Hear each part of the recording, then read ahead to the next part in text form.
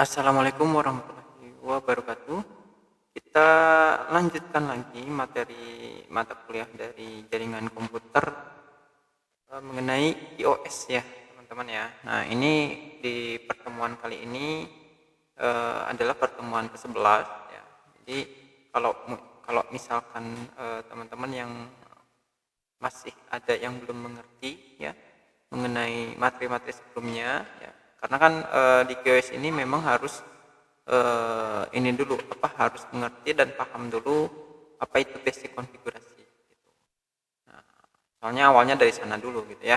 Nah, kemudian kita lanjutkan lagi di materi berikutnya yaitu QoS. Nah, quality of service. Nah, apa itu QoS? Mungkin nanti saya coba akan jelaskan sedikit demi sedikit supaya teman-teman bisa lebih paham ya, karena di mata kuliah ini saya harap teman-teman bisa mengimplementasikannya ya, sesuai dengan capaian lulusan dari mata kuliah jaringan komputer ini. Jadi bagaimana cara mengimplementasikan QoS ini ya, mungkin saya coba sedikit demi sedikit menjelaskan mengenai dasar-dasar manajemen QoS gitu.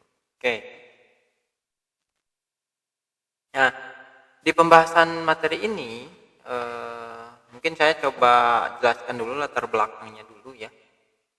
Kenapa dibutuhkannya QoS gitu ya. Nah, karena sebetulnya QoS itu sangat penting ya dalam manajemen bandwidth, teman-teman. Kemudian pembahasan yang kedua itu setelah latar belakang, yaitu adalah karakteristik IP. Nah, di dalam karakteristik IP nanti akan ada penjelasan hubungan antara QoS dan IP gitu ya. Nah, kemudian yang ketiga itu adalah definisi QoS. Nah, definisi QoS ini baru masuk ke dalam inti dari materi ya, teman-teman ya. Inti dari materi yaitu QoS atau quality of service. Nah, kemudian parameter-parameter QoS itu nanti dijelaskan juga di materi ini, dan yang terakhir itu ada penjelasan HTB atau hierarchical token bucket. Nah, ini nanti kita praktek ya. Kita praktek mengenai HTB atau hierarchical token bucket. Nah, mungkin prakteknya yang sederhana aja. Nah, nanti silakan kalian bisa mengeksplor ya, bisa mengeksplor materi yang saya sampaikan ini, atau praktek yang saya sampaikan, atau praktek yang kita praktekkan ya di materi ini. Nah, nanti kalian bisa lebih mengeksplor lagi, karena QoS itu fiturnya sangat banyak. Fiturnya sangat banyak, sangat lengkap gitu ya. Jadi tidak mungkin kita beres dalam satu hari, atau misalkan kita beres dalam 1 jam gitu ya.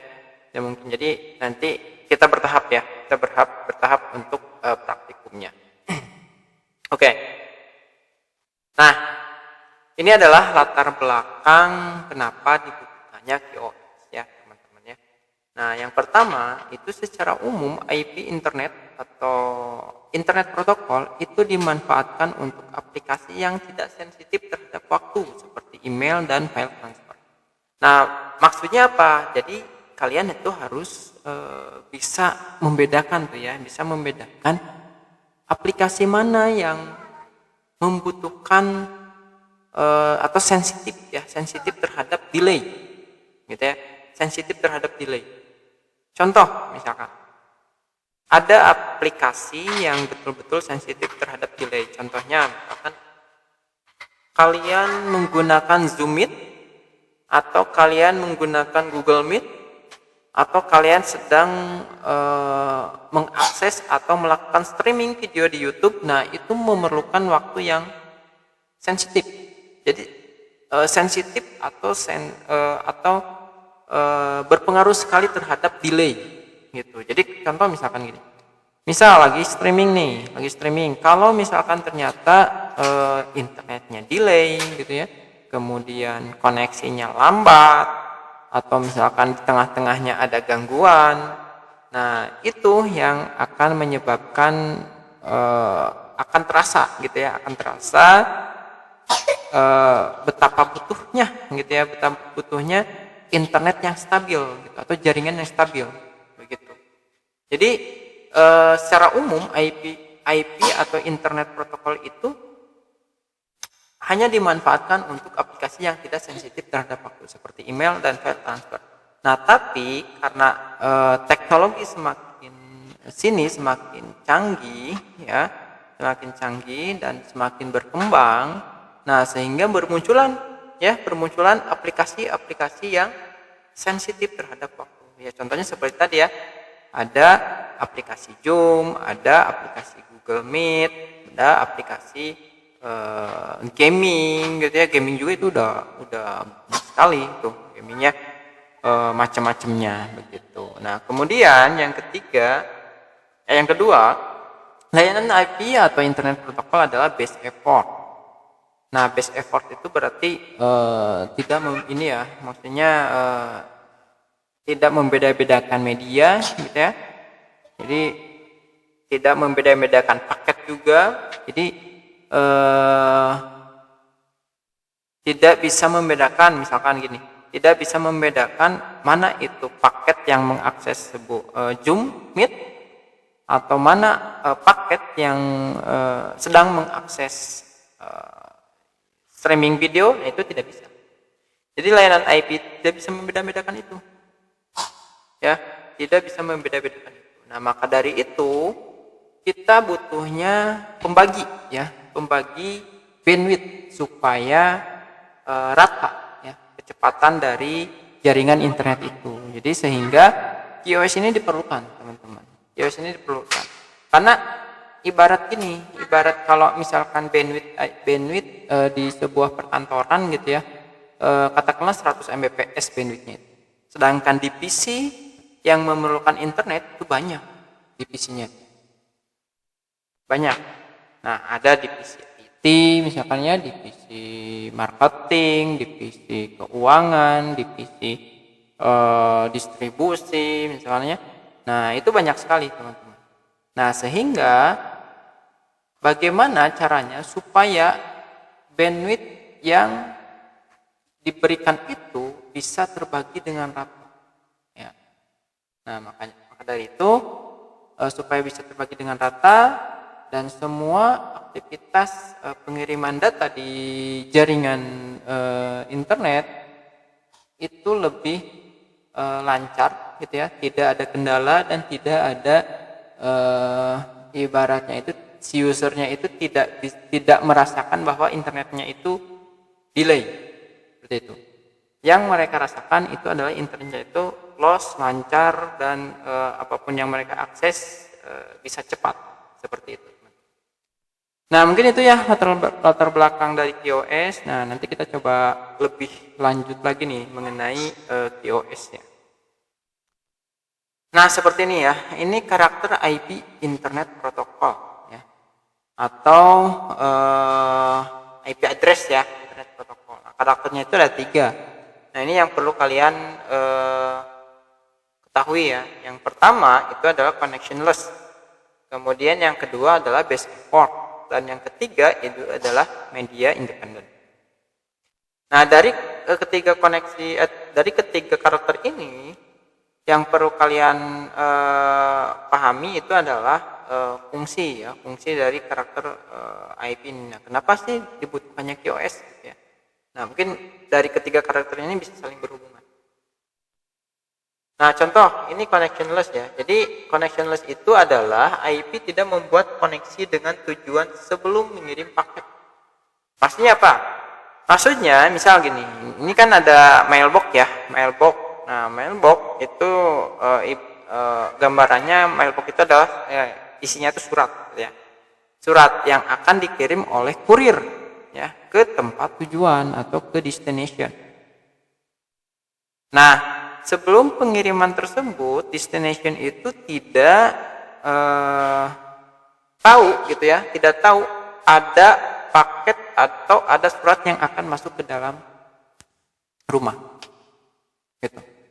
Tidak tahu, tidak dikasih tahu dulu gitu ya oleh si kurirnya. Karena apa? Karena ini ya, jadi tujuannya itu adalah connectionless. Ya, karakteristiknya itu connectionless. Seperti itu contohnya. Kemudian tidak mengirimkan informasi kontrol atau sinkronisasi message berhasil atau sukses. Contoh misalkan di sini kirim email nih, ya kirim email atau kirim paket ya. Nah, tidak ada sinkronisasi itu antara server dan destination, bahwa paket tersebut apakah berhasil terkirim atau gagal terkirim. Jadi tidak ada sinyal seperti itu. Kalau di IP ya, jadi IP tidak bisa mengirimkan sinyal seperti itu. Jadi kalau TCP ya, TCP atau protokol TCP itu mengirimkan, ada sinyal acknowledge-nya. Tapi ini kalau beda lagi, ini IP address ya, IP atau internet protokol. Kemudian yang ketiga, tujuan akan menerima paket saat tiba. Nah, tapi tidak ada pemberitahuan awal yang dikirim oleh IP atau internet protokol. Nah, sehingga jadi kalau misalkan ada paket yang terkirim ya, IP itu tidak akan memberitahukan bahwa paketnya itu berhasil loh, gitu ya. Berhasil diterima oleh penerima. Masih tahu ke server misalkan. Itu nggak bisa. Jadi IP itu nggak bisa seperti itu. Begitu ya, itu connectionless. Nah, nanti kita coba hubungkan dengan QoS ya. Nah, kemudian best effort, teman-teman. Ini best effort. Nah, kalau best effort itu maksudnya itu adalah IP tidak akan menjamin, contohnya ya ini, IP tidak akan menjamin pengiriman paket. Nah, jadi IP itu tidak akan menjamin pengiriman paketnya itu berhasil atau tidak gitu. Kalaupun berhasil ya syukur, kalau misalkan tidak berhasil ya tidak ada pengiriman ulang. Jadi IP tidak ada sinyal untuk mengirimkan ulang untuk paket yang gagal. Begitu, teman-teman ya. Kemudian tidak ada mekanisme untuk mengirimkan ulang data ya seperti tadi ya. Kemudian yang ketiga, tidak ada sinyal acknowledge. Ya, tidak ada sinyal acknowledge. Kemudian yang keempat itu adalah IP tidak mengetahui apakah perangkat lain sedang beroperasi atau sedang menerima paket. Contoh di sini ya, topologinya ini kan ada komputer, kemudian di sini ada 4 router ya, kemudian penerimanya 1 ya, komputer. Nah, IP tidak bisa membedakan atau tidak bisa mengetahui apakah si router ini sedang sibuk atau tidak gitu.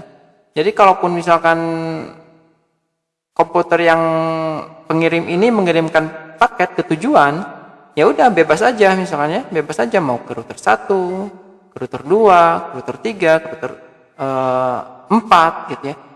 Itu bebas aja gitu, tergantung dari routingnya gitu ya, tergantung dari routingnya. Jadi sehingga IP itu tidak bisa saya mau ngirimnya lewat di sini aja gitu ya, lewat router 2 gitu yang paling atas gitu.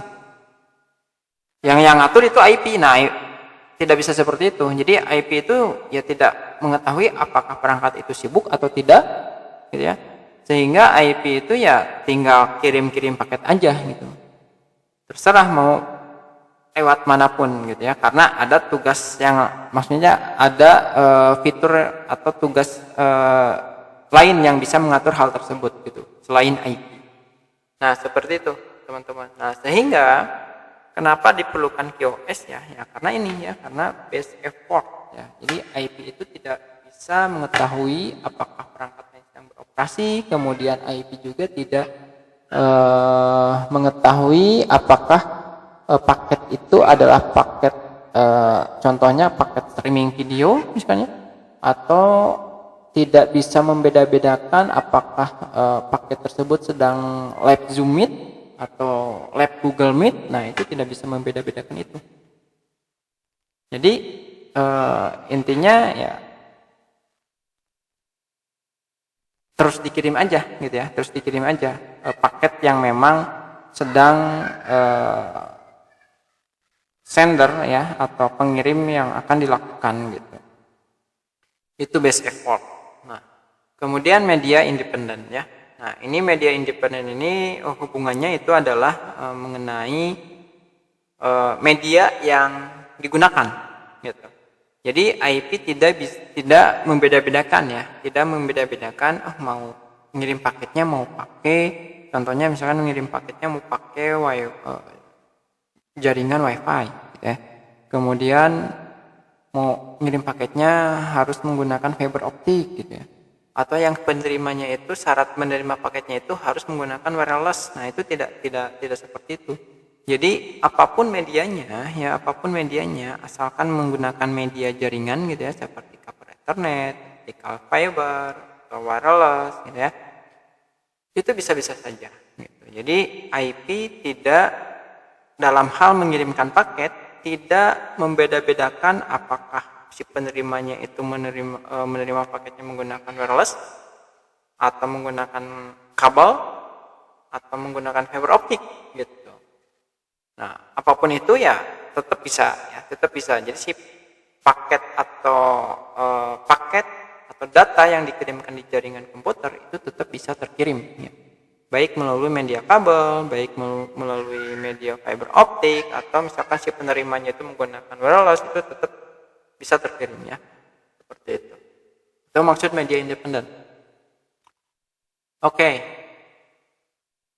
Nah, pendahuluannya seperti itu ya, teman-teman. Jadi kenapa diperlukannya QoS? Ya karena ini ya, karena ketiga media ini ya, berhubungan ketiga media ini, kemudian dari pendahuluan yang sebelum saya jelaskan juga itu diperlukan ya, karena yang pertama yaitu ya, yang pertama IP tidak bisa membeda-bedakan media apa yang atau paket apa yang sedang dikirimnya. Kemudian yang kedua, IP itu tidak membeda-bedakan media untuk mengirimkan sebuah paket yang ada di jaringan komputer ya, bisa menggunakan kabel atau WiFi juga bisa. Kemudian yang ketiga, teknologi di semakin sini itu semakin canggih ya, sehingga bermunculan aplikasi-aplikasi yang memang membutuhkan waktu ya dalam pengiriman sebuah data di jaringan komputer gitu. Ya contohnya apa ya? Contohnya video conference gitu ya, kemudian streaming YouTube, gaming. Nah, itu kan membutuhkan latensi yang memang kurang dari 1000 milisecond ya. Jadi jangan sampai membuat delay koneksi gitu. Nah, sehingga kalau misalkan untuk menghindari seperti itu ya kita butuh yang namanya manajemen bandwidth namanya itu. Tapi manajemen bandwidth itu harus terstruktur. Sebetulnya bisa aja ya manajemen bandwidth menggunakan per user gitu ya. Per user bisa aja, misalkan user 1 bandwidthnya sekian Mbps, user 2 bandwidthnya sekian Mbps, user 3 bandwidthnya sekian Mbps. Nah, tapi bayangkan kalau misalkan usernya itu ada 1000 atau misalkan usernya itu ada katakanlah 500 lah ya, 500 user. Nah, itu bagaimana tuh cara manajemennya kalau misalkan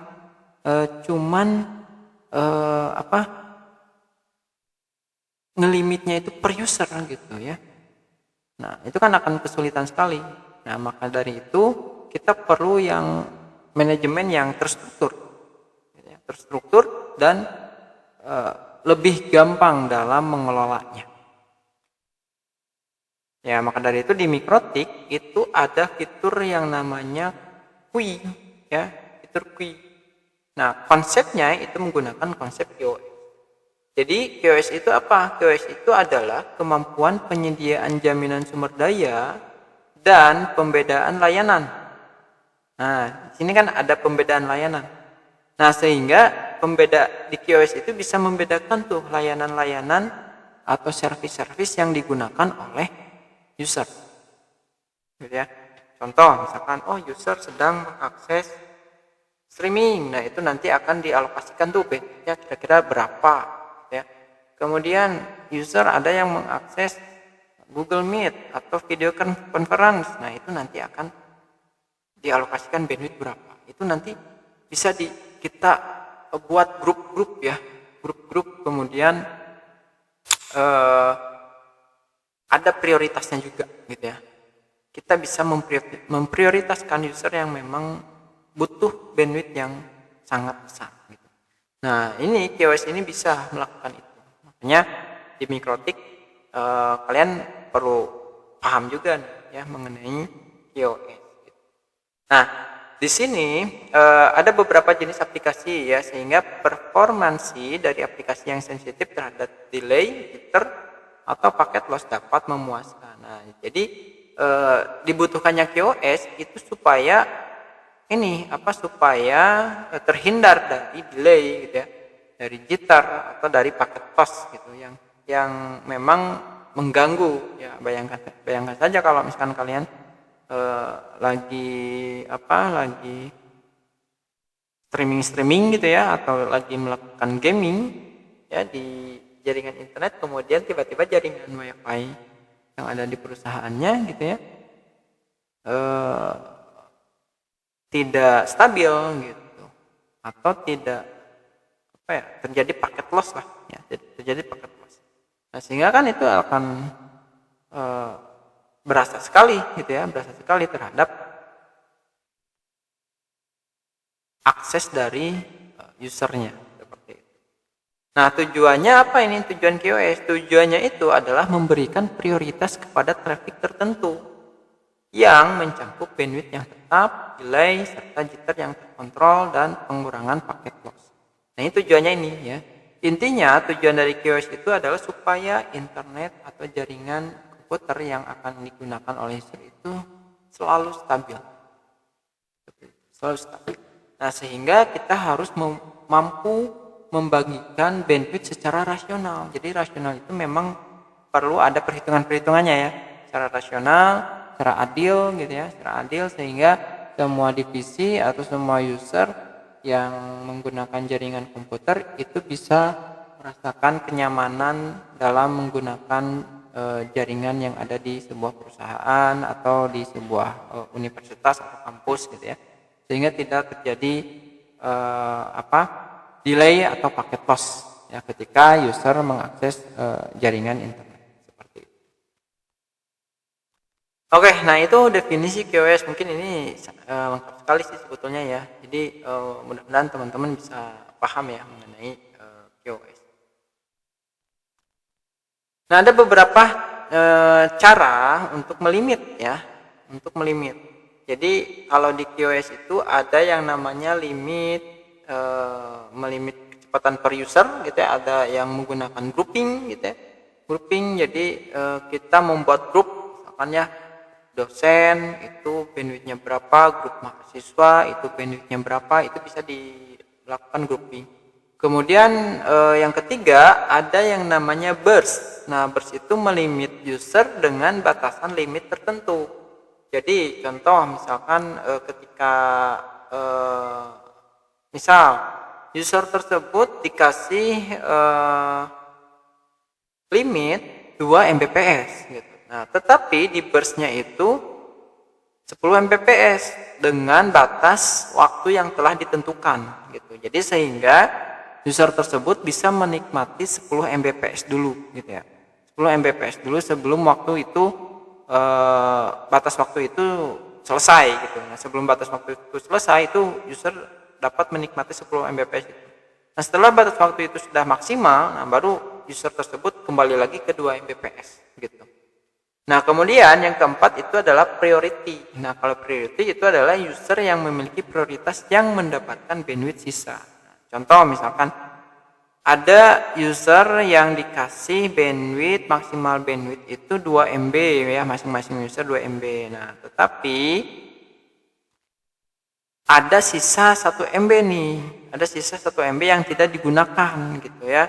Nah, di QoS atau di Simple Queue itu ada yang namanya prioritas ya. Prioritas itu nilainya itu 1 sampai 8. Nah, jadi kalau misalkan usernya itu prioritasnya 1, nah user tersebut akan lebih diprioritaskan untuk mendapatkan sisa bandwidth itu.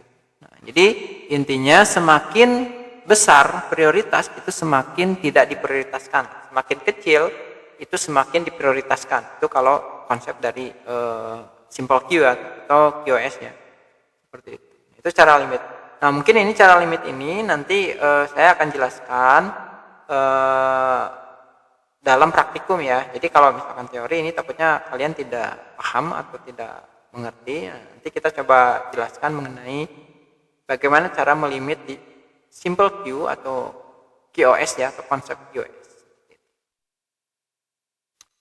Oke, mungkin seperti itu aja ya untuk definisinya. Nah, kita coba lanjut ke praktek. Jadi silakan kalau misalkan kalian mau sambil mengikuti ya praktek yang saya praktekkan sekarang, silakan siapkan laptop ya. Jangan lupa terkoneksi ke internet dan jangan lupa juga mikrotik yang kalian gunakan dan